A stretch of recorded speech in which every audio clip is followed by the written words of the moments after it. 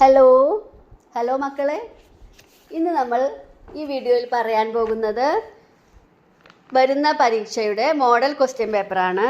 എല്ലാവരും പരീക്ഷയ്ക്ക് തയ്യാറായിരിക്കുകയാണല്ലോ അല്ലേ? അപ്പോൾ നമുക്ക് മലയാളവും EVSും നിങ്ങൾക്ക് മലയാളത്തിൻ്റെ കൂടെ തന്നെയാണ് പഠിക്കുന്നത്. ഇൻ്റഗ്രേഷൻ എന്ന് പറഞ്ഞിട്ട് 2 ദിവസങ്ങളിലായിട്ടാണ് ഈ പരീക്ഷ ഉണ്ടാവുന്നത്. 1ാം ക്ലാസ്സിലും 2ാം ക്ലാസ്സിലും ഒക്കെ അങ്ങനെയാണ് അല്ലേ? അപ്പോൾ നമുക്ക് മലയാളവും EVSും കൂടി വരുന്ന 2 ദിവസത്തെ ക്വസ്റ്റ്യൻ പേപ്പർ നമുക്ക് നോക്കാം. അപ്പോൾ അതിൽ വർക്ക്ഷീറ്റ് 1 നിങ്ങൾ ആദ്യമായിട്ടാണോ ഈ ചാനൽ കാണുന്നത് എങ്കിലൊന്ന് സബ്സ്ക്രൈബ് ചെയ്യൂ. അതുപോലെ തന്നെ നിങ്ങൾക്ക് ഈ വീഡിയോ ഇഷ്ടമാകും, നിങ്ങൾ ലൈക്ക് ചെയ്യണേ, നിങ്ങളുടെ ഫ്രണ്ട്സിന് ഷെയർ ചെയ്ത് കൊടുക്കുകയും ചെയ്യണം കേട്ടോ. ഓക്കെ, അപ്പോൾ വർക്ക്ഷീറ്റ് 1 ഇൻ്റഗ്രേഷൻ. മിട്ടുമുയലും കൂട്ടുകാരും കൂടി ഒരു യാത്ര പോവുകയാണ്. മുളങ്കാട്ടിലെ അമ്പലത്തിൽ പൂരം കൂടാനാണ് ഈ യാത്ര. കിട്ടൻ കരടിയും ചിങ്കുക്കുരങ്ങച്ചനും മിന്നുമാനും കൂടെയുണ്ട്. അവർ നടന്നു നടന്ന് പുഴക്കരയിലെത്തി. പാലം കടന്നാൽ കാട്ടിലേക്കുള്ള വഴി കാണാം. അവർ പാലത്തിന് മുകളിലെത്തി. തെളിഞ്ഞൊഴുകുന്ന പുഴ, ചാടിക്കളിക്കുന്ന മീനുകൾ. കുറേ സമയം പുഴയുടെ ഭംഗി ആസ്വദിച്ച ശേഷം അവർ മുളങ്കാട്ടിലേക്ക് യാത്ര തുടർന്നു. കാട്ടിലേക്കുള്ള വഴിയരികിൽ ഒരു കൂറ്റൻ മാവുണ്ട്. മാവിൽ വലിയൊരു തേനീച്ചക്കൂട്. മാവിനരികിൽ എത്തിയപ്പോൾ കിട്ടൻ കരടി കൊതിയോടെ മുകളിലേക്ക് നോക്കി. മിട്ടുമുയൽ പറഞ്ഞു, നീ പെട്ടെന്ന് പോയി കുറച്ചു തേൻ എടുത്തു കൊണ്ടുവരൂ. കിട്ടൻ സന്തോഷത്തോടെ മരത്തിൽ കയറി തേൻ എടുത്തുകൊണ്ടുവന്നു. അവർ വയറു നിറയെ തേൻ കഴിച്ചു. എന്നിട്ട് പൂരം കാണാൻ യാത്ര തുടർന്നു. ഇനി ഇതിലത്തെ ക്വസ്റ്റ്യൻസും ഒക്കെയാണ് നോക്കേണ്ടത്. മിട്ടുമുയലിനൊപ്പം ആരെല്ലാമാണ് പൂരം കാണാൻ പോയത്?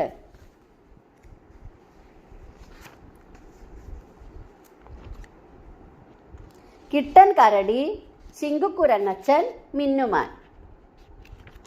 2ാമത്തെ ക്വസ്റ്റ്യൻ നോക്കൂ. കഥ വായിച്ചല്ലോ. ചുവടെ കൊടുത്തിട്ടുള്ളതിൽ ശരിയായ വാചകം ഏത്? അവർ നടന്ന് നടന്ന് മലഞ്ചെരുവിലെത്തി. പുഴയുടെ ഭംഗി ആസ്വദിച്ച ശേഷം അവർ മുളങ്കാട്ടിലേക്ക് യാത്ര തുടർന്നു. കാട്ടിലേക്കുള്ള വഴിയരികിൽ ഒരു പാടമുണ്ട്. അവർ വയറു നിറയെ കാരറ്റ് കഴിച്ചു. ഇതിലേതാണ് ശരിയായ വാചകം? പുഴയുടെ ഭംഗി ആസ്വദിച്ച ശേഷം അവർ മുളങ്കാട്ടിലേക്ക് യാത്ര തുടർന്നു. ഇതാണ് കഥയിലുള്ളത് അല്ലേ? 3ാമത്തെ ചോദ്യം, കഥാസന്ദർഭം ശരിയായ ക്രമത്തിൽ എഴുതൂ. ഇവിടെ ക്രമം തെറ്റിക്കൊടുത്തിട്ടുണ്ട്. അവർ പാലത്തിന് മുകളിലെത്തി. മിട്ടുമുയലും കൂട്ടുകാരും കൂടി ഒരു യാത്ര പോവുകയാണ്. കിട്ടൻ സന്തോഷത്തോടെ മരത്തിൽ കയറി തേനെടുത്തു കൊണ്ടുവന്നു. തെളിഞ്ഞൊഴുകുന്ന പുഴ. ഈ 4 വാചകങ്ങളെ ശരിയാക്കി എഴുതിയാൽ കഥാസന്ദർഭം ശരിയാകും. അപ്പോൾ എന്താണ്? മിട്ടുമുയലും കൂട്ടുകാരും കൂടി ഒരു യാത്ര പോവുകയാണ്. അവർ പാലത്തിന് മുകളിലെത്തി. തെളിഞ്ഞൊഴുകുന്ന പുഴ. കിട്ടൻ സന്തോഷത്തോടെ മരത്തിൽ കയറി തേൻ എടുത്തു കൊണ്ടുവന്നു. ഇങ്ങനെയാണ് നമ്മൾ ക്രമത്തിൽ എഴുതേണ്ടത്. ഇനി 4ാമത്തെ ക്വസ്റ്റ്യൻ, പാലത്തിൽ കയറി നിന്നപ്പോൾ അവർ കണ്ട കാഴ്ചകൾ എന്തെല്ലാമായിരിക്കും? എന്തെല്ലാമാണ്? തെളിഞ്ഞൊഴുകുന്ന പുഴ, ചാടിക്കളിക്കുന്ന മീനുകൾ. അടുത്തത് വർക്ക്ഷീറ്റ് 2 വിവരണം. ഇനി വിവരണം എഴുതാനുള്ളതാണ് കേട്ടോ. ഇവിടെ ഒരു ചിത്രം കണ്ടോ? മിട്ടുമുയലും കൂട്ടുകാരും മുളങ്കാട്ടിലെത്തി. അവിടെ ഉത്സവം പൊടി പൊടിക്കുകയാണ്. ആനയുണ്ട്, ചെണ്ടക്കാരുണ്ട്. അവർ കണ്ട പൂരക്കാഴ്ചയാണ് ചിത്രത്തിൽ. വിവരണം തയ്യാറാക്കുക. ഈ ചിത്രം നോക്കിയാണ് നിങ്ങൾ വിവരണം തയ്യാറാക്കേണ്ടത്.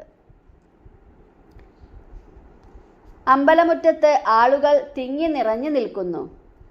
ആനപ്പുറത്ത് എഴുന്നള്ളത്ത് നടക്കുന്നു. കുരങ്ങച്ചനും കൂട്ടരും ചെണ്ടമേളം പൊടി പൊടിക്കുന്നു. കുഴലു വിളിക്കുന്നത് കുറുക്കച്ചാറാണ്. ഇലത്താളം കൊട്ടുന്നത് കരടിയും. ആന ചെണ്ടമേളം കേട്ട് ചെവിയാട്ടി താളം പിടിക്കുന്നു. എല്ലാവരും സന്തോഷത്തിലാണ്. വർക്ക്ഷീറ്റ് 3 കണ്ടെത്താം, വരച്ചു ചേർക്കാം. ഉത്സവം കണ്ട് സന്തോഷത്തോടെ അവർ തിരിച്ചു പോന്നു. പട്ടണത്തിലൂടെയാണ് തിരികെ പോന്നത്. പട്ടണത്തിൽ നല്ല തിരക്കായിരുന്നു. അവർ ബസ്സിൽ കയറി. നാട്ടിലേക്ക് ടിക്കറ്റ് എടുത്തു. ബസ് ഓടിത്തുടങ്ങി. കുറേ ദൂരം ചെന്നപ്പോൾ ബസ് നിന്നു. സിഗ്നൽ ലൈറ്റ് കത്തിയിട്ടുണ്ട്. അതാണ് ബസ് നിന്നത്, മിട്ടു പറഞ്ഞു. താഴെ കൊടുത്തിരിക്കുന്നതിൽ ശരിയായവ തമ്മിൽ വരച്ചു ചേർക്കൂ. ഇവിടെ റെഡും യെല്ലോയും ഗ്രീനും ലൈറ്റുകളുണ്ട്. കുറച്ച് വാചകങ്ങളും തന്നിട്ടുണ്ട്. ഇതിലെ റെഡിന് യോജിച്ചതിന് അതിനോടും യെല്ലോയ്ക്ക് യോജിച്ചതിന് അതിനോടും ഗ്രീനിന് യോജിച്ചതിന് അതിനോടും വരച്ചു ചേർക്കണം. അപ്പോൾ റെഡിന് ഏതാണ് വരുന്നത്? വാഹനം നിർത്തുക, കാൽനട യാത്രക്കാർക്ക് റോഡ് മുറിച്ച് കടക്കാം. റെഡ് ലൈറ്റ് കത്തുമ്പോഴാണ് കാൽനട യാത്രക്കാർ റോഡ് മുറിച്ച് കടക്കേണ്ടത്. കാരണം എന്താണ്? അപ്പോൾ വാഹനങ്ങളൊക്കെ നിന്നിട്ടുണ്ടാവും അല്ലേ? ഇനി യെല്ലോ ലൈറ്റിന് നേർക്ക് വേണ്ടത് സിഗ്നൽ മാറാൻ പോകുന്നു, വാഹനം മുന്നോട്ട് പോകാൻ തയ്യാറെടുക്കുക. ഗ്രീൻ ലൈറ്റിന് നേരെ മുന്നോട്ട് പോകാം. അവിടെ നമ്മൾ എന്ത് ചെയ്യരുത്? കാൽനട യാത്രക്കാർ റോഡ് മുറിച്ച് കടക്കരുത്. മനസ്സിലായല്ലോ? അടുത്തത് വർക്ക്ഷീറ്റ് 4 തരംതിരിക്കാം. ഇവരൊക്കെ നാട്ടിലെത്തിയിട്ടോ. ബസ്സിൽ നിന്നും ഇറങ്ങി അവർ തങ്ങളുടെ കാട്ടിലേക്ക് നടക്കുകയാണ്. ഹായ്, എന്തുമാത്രം പച്ചക്കറികൾ! ഇതെല്ലാം ആരാണ് നട്ടുപിടിപ്പിച്ചത്? കിട്ടൻ കരടിക്ക് സംശയമായി. ഇത് പലതും തനിയെ മുളച്ചുണ്ടായതാ, മിട്ടുമുയൽ പറഞ്ഞു. ഓരോന്നിനും ഓരോ തരത്തിലുള്ള വിത്ത് വിതരണ രീതിയാ, മിന്നുമാൻ കൂട്ടിച്ചേർത്തു. താഴെ കൊടുത്തിരിക്കുന്നവയെ വിത്ത് വിതരണ രീതി അനുസരിച്ച് തരംതിരിക്കൂ. നമ്മൾ ക്ലാസ്സിൽ പഠിച്ചു അപ്പൂപ്പൻ താടി എങ്ങനെയാണ് വിത്ത് വിതരണം നടത്തുന്നതെന്ന് അല്ലേ? കാറ്റിലൂടെ പറന്ന് വന്ന് എവിടെയെങ്കിലും വീഴും, അവിടെ വെള്ളമോ നല്ല മണ്ണൊക്കെ കിട്ടുമ്പോൾ അവിടെ കിടന്ന് മുളയ്ക്കും. അതുപോലെ കാറ്റിലൂടെയും ജലത്തിലൂടെ പക്ഷികളുടെയും മറ്റും വിസർജ്യത്തിലൂടെ പറ്റിപ്പിടിച്ച് ഇങ്ങനെയൊക്കെയാണ് വിത്ത് വിതരണ രീതി. അപ്പോൾ കുറച്ച് സസ്യങ്ങളുടെ പേര് ഇവിടെ കൊടുത്തിട്ടുണ്ട്. ഇവ എങ്ങനെയൊക്കെയാണ് വിത്ത് വിതരണം നടത്തുന്നത് എന്ന് നമുക്ക് എഴുതി നോക്കാം.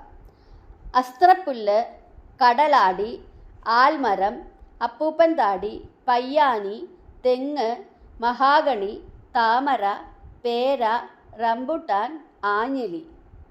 ഇത്രയും മരങ്ങളുടെ പേരുകളാണ് തന്നിട്ടുള്ളത്. അപ്പോൾ കാറ്റിലൂടെ അപ്പൂപ്പൻ താടി വരുന്നത് നമുക്കറിയാം. അതുപോലെ തന്നെയാണ് മഹാഗണിയുടെ വിത്തും കാറ്റിലൂടെ പറന്നു വരുന്ന ഒരു വിത്താണ്. പയ്യാനിയുടെയും അങ്ങനെ തന്നെയാണ്. നമ്മുടെ നാട്ടിലൊക്കെ സാധാരണ കാണുന്ന മട്ടിയുടെ വിത്തും അങ്ങനെയാണ് വിത്ത് വിതരണം നടത്തുന്നത്. അതുപോലെ തന്നെ പൂളക്കായ, പഞ്ഞിക്കായ എന്നൊക്കെ പറയും. അതും അങ്ങനെ പറന്നു പോയിട്ടാണ് വിത്ത് വിതരണം നടത്തുന്നത്. ഇനി ഇവിടെ ഇത് രണ്ടും കൊടുത്തിട്ടില്ല കേട്ടോ. ഇവിടെ കൊടുത്തത് 3 നമ്മൾ എഴുതിയിട്ടുള്ളത്. പിന്നെ ജലത്തിലൂടെ തെങ്ങും താമരയുമാണ് ജലത്തിലൂടെ വിത്ത് വിതരണം നടത്തുന്നത്. പക്ഷികളുടെയും മറ്റും വിസർജ്യത്തിലൂടെ, അതായത് പക്ഷികൾ അതൊക്കെ തിന്നും, ആ വിത്ത് അവർക്ക് ദഹിക്കാതെ കിടക്കും. അവർ കാട്ടിടുമ്പോൾ ആ വിത്ത് അവിടെ പുറത്ത് ചാടും അല്ലേ? ഇപ്പം നമ്മുടെ വീട്ടിലൊക്കെ മുളകും തൈയും അതുപോലെയുള്ള പല തൈകളും മുളയ്ക്കാറുണ്ട് അല്ലേ? വേപ്പും തയ്യ്, മുളകും തയ്യ്, ഇതൊക്കെ നമ്മൾ കുഴിച്ചിടാതെ വരാറുണ്ട്. മാങ്ങണ്ടി വരെ കാക്കകൾ കൊത്തിക്കൊണ്ട് വരാറുണ്ട്. ഇവിടെ പേര, റംബുട്ടാൻ, ആൽമരം, ആഞ്ഞിലി ഇവയൊക്കെയാണ് നമുക്ക് തന്നിട്ടുള്ളത്. അപ്പോൾ ഈ 4 മരങ്ങളും പക്ഷികളുടെയും മറ്റും വിസർജ്യത്തിലൂടെ വിത്ത് വിതരണം നടത്തുന്നവയാണ്. പറ്റിപ്പിടിച്ച് അസ്ത്രപ്പുല്ല്, കടലാടി, ഈ ഇതിനൊക്കെ അസ്ത്രപ്പുല്ല്, ഏപ്പൻ പുല്ല് എന്നൊക്കെ പറയും. പലരും പല പേരുകളാണ്. നമ്മുടെ ഡ്രസ്സിലൊക്കെ പറ്റി പിടിച്ചത് വരും നടന്നു പോകുമ്പോൾ. അപ്പോൾ ഇങ്ങനെയുള്ള തരത്തിൽ ഇതിനെ തരംതിരിച്ച് എഴുതാം. അടുത്തത് ഒരു കടങ്കഥയാണ്. കടങ്കഥയ്ക്ക് ഉത്തരം എഴുതൂ. കയ്പുണ്ട് കാഞ്ഞിരമല്ല, മുള്ളുണ്ട് മുരുക്കല്ല, വാലുണ്ട് വാനരനല്ല. അത് കയ്പയ്ക്കയാണ്. ഓക്കെ. ഇനി വർക്ക്ഷീറ്റ് 5. അവർ തിരികെ കാട്ടിലെത്തി. യാത്രയിലെ കാഴ്ചകളെക്കുറിച്ചായിരുന്നു മിന്നുവിൻ്റെ സംസാരം. ഉത്സവ കാഴ്ചകളും പട്ടണത്തിലെ കാഴ്ചകളുമെല്ലാം ചേർത്ത് ബില്ലിപ്പൂച്ചയ്ക്ക് കത്തെഴുതാൻ മിന്നുവിനെ സഹായിക്കൂ. നമ്മളെപ്പോഴും ഡയറിയാണ് എഴുതാറ് അല്ലേ? ഇതിൽ നമുക്ക് പരീക്ഷയ്ക്ക് തന്നിരിക്കുന്നത് കത്തെഴുതലാണ്. കത്തെഴുതുമ്പോൾ പ്രധാനമായിട്ടുള്ളൊരു കാര്യമാണ് സ്ഥലവും തീയതിയും വെക്കണം എന്നുള്ളത്. നമ്മുടെ സ്ഥലം, കത്തെഴുതുന്ന ദിവസത്തെ തീയതി. ഇനി നമുക്ക് ആർക്കാണ് കത്തെഴുതുന്നത്? പ്രിയപ്പെട്ട ബില്ലി. എന്തിനെക്കുറിച്ചാണ് എഴുതുന്നത്? പൂരം കാണാൻ പോയതിനെക്കുറിച്ച് അല്ലേ? ഉത്സവ കാഴ്ചകൾ, പട്ടണത്തിൽ എന്തൊക്കെ കണ്ടത്, ഇതൊക്കെയാണ് എഴുതുന്നത്. പ്രിയപ്പെട്ട ബില്ലി, ഞങ്ങൾ ഇന്നലെ മുളങ്കാട്ടിൽ പൂരം കാണാൻ പോയി. പന്നകം പുഴ കടന്നാണ് ഞങ്ങൾ മുളങ്കാട്ടിലേക്ക് പോയത്. ശാന്തമായി ഒഴുകുന്ന പുഴയിലൂടെ മീനുകൾ ചാടിക്കളിക്കുന്നു. വലിയൊരു കാട് കടന്നു വേണം മുളങ്കാട്ടിലെ അമ്പലത്തിലെത്താൻ. എന്തെല്ലാം മരങ്ങളാണ് കാട്ടിൽ! നിറയെ പഴങ്ങളുമുണ്ട്. പൂരപ്പറമ്പിൽ ആനയെ എഴുന്നള്ളിച്ചിരുന്ന സമയത്താണ് ഞങ്ങൾ എത്തിയത്. ഡിംഭൻ കരടിയും കൂട്ടരുമാണ് ചെണ്ടമേളം നടത്തിയിരുന്നത്. അമ്പലമുറ്റം നിറയെ കളിപ്പാട്ട കച്ചവടക്കാരും ബലൂൺ കച്ചവടക്കാരും എല്ലാം ഉണ്ടായിരുന്നു. നീയും വന്നിരുന്നെങ്കിൽ നന്നായിരുന്നു. സ്നേഹപൂർവം, മിന്നു. ഇനി വർക്ക്ഷീറ്റ് 6. വാഹനങ്ങളെ തരംതിരിക്കാം. നമ്മൾ പൂരത്തിന് പോയപ്പോൾ ഏതെല്ലാം തരത്തിലുള്ള വാഹനങ്ങളാണ് കണ്ടത്? ഹോ, ഞാൻ അമ്പരന്നു പോയി, കുരങ്ങച്ചൻ പറഞ്ഞു. വാഹനങ്ങൾ പലതരമുണ്ട്. താഴെ കൊടുത്തിരിക്കുന്ന വാഹനങ്ങളെ തരംതിരിച്ച് ശരിയായി പട്ടികയിൽ എഴുതൂ. ഏതെല്ലാം വാഹനങ്ങളാണ് തന്നിട്ടുള്ളത്? Car, jeep, autorickshaw, cycle, lorry, കാളവണ്ടി, ആംബുലൻസ്, മണ്ണുമാന്തി യന്ത്രം, ഇലക്ട്രിക് ബൈക്ക്. ഇവയാണ് നമ്മൾ തരംതിരിച്ച് എഴുതേണ്ടത്. എങ്ങനെ തരംതിരിക്കണമെന്നും ഇവിടെ കൊടുത്തിട്ടുണ്ട്. ഇന്ധനം ആവശ്യമുള്ളവ, ഇന്ധനം ആവശ്യമില്ലാത്തവ, യാത്ര ചെയ്യാൻ മറ്റാവശ്യങ്ങൾക്ക്. അപ്പോൾ ഇന്ധനം ആവശ്യമുള്ളവയും ആവശ്യമില്ലാത്തവയും ഏതൊക്കെയാണ് നമുക്ക് എഴുതി നോക്കാം. ആദ്യം ഇന്ധനം ആവശ്യമുള്ളവ: car, jeep, autorickshaw, lorry, ambulance, മണ്ണുമാന്തി യന്ത്രം. ഇന്ധനം ആവശ്യമില്ലാത്തത്: സൈക്കിൾ, കാളവണ്ടി. ഇനി യാത്ര ചെയ്യാൻ: car, jeep, autorickshaw, cycle, electric bike. മറ്റാവശ്യങ്ങൾക്ക്: ലോറി, കാളവണ്ടി, ആംബുലൻസ്, മണ്ണുമാന്തി യന്ത്രം. ഇതൊക്കെ മറ്റാവശ്യങ്ങൾക്ക് വേണ്ടിയാണ് ഉപയോഗിക്കുക. നമ്മൾ ഒരു ഭാഗത്തു നിന്ന് മറ്റൊരു ഭാഗത്തേക്ക് പോകാൻ വേണ്ടി ലോറിയിലോ ആംബുലൻസിലോ മണ്ണുമാന്തി യന്ത്രത്തിലോ ഒന്നും കയറി പോകാറില്ല. അതാണ് മറ്റാവശ്യങ്ങൾ. ഓക്കെ. ഇനി വർക്ക്ഷീറ്റ് 7. ഉത്സവം കണ്ട സന്തോഷത്തിൽ മിന്നുമാനും കൂട്ടരും ഒരുമിച്ച് പാടി. പാട്ടിലെ വരികൾ കൂട്ടിച്ചേർക്കൂ. അമ്പലമേട്ടിലൊരമ്പലമുണ്ട്, അമ്പലത്തിലൊരുത്സവമുണ്ട്, കൊമ്പുകുലുക്കും കൊമ്പനുമുണ്ട്. ഇങ്ങനെ ഇവിടെ തന്നിട്ടുള്ളത് നമുക്കൊന്ന് എഴുതാം. ഇതില്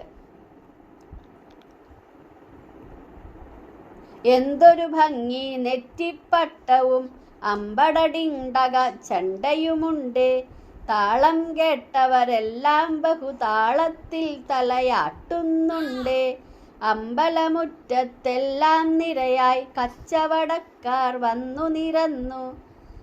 ഇങ്ങനെ നമുക്ക് അമ്പലമുറ്റത്ത് കാണുന്നതും അവിടെയുള്ള കാര്യങ്ങളൊക്കെ ചേർത്തിട്ട് ഒരു പാട്ട് എഴുതാം കേട്ടോ.